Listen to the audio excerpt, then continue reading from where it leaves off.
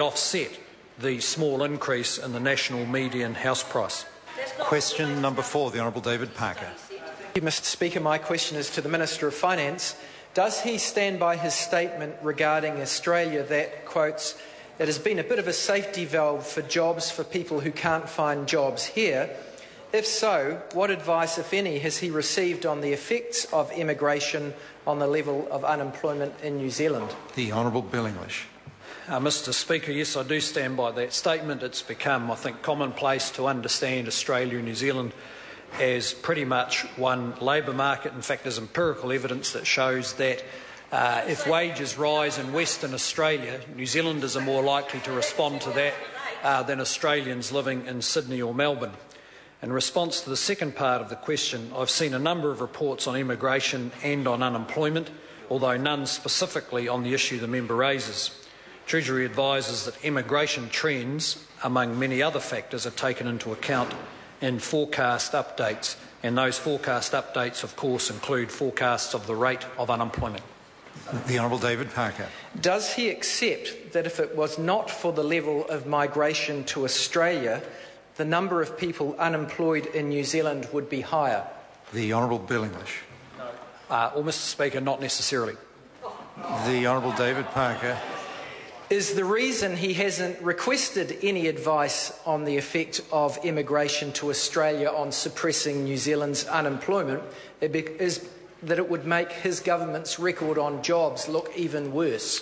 The Honourable Bill English. No, Mr. Speaker. In the circumstances, the government's record on jobs is very positive.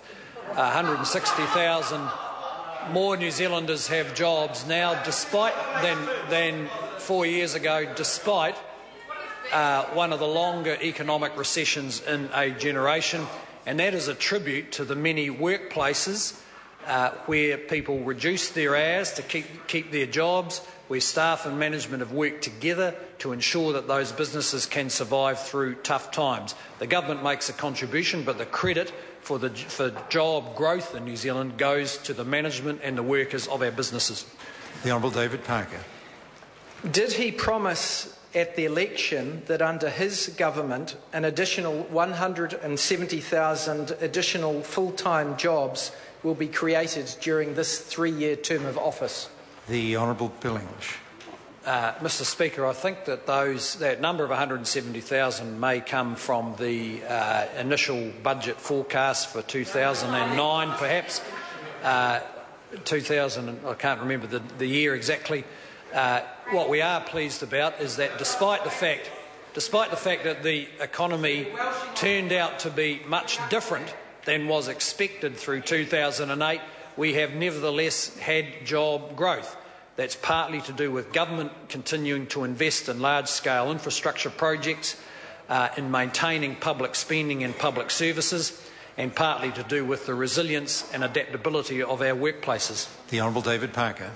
Given that the number of people unemployed is now the highest it has been under his government, 162,000 according to his favoured household labour force survey, what does he estimate the number of unemployed would be were it not for the 170,000 people who have left for Australia under his watch?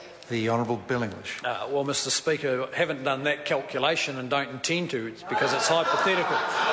The government is focusing on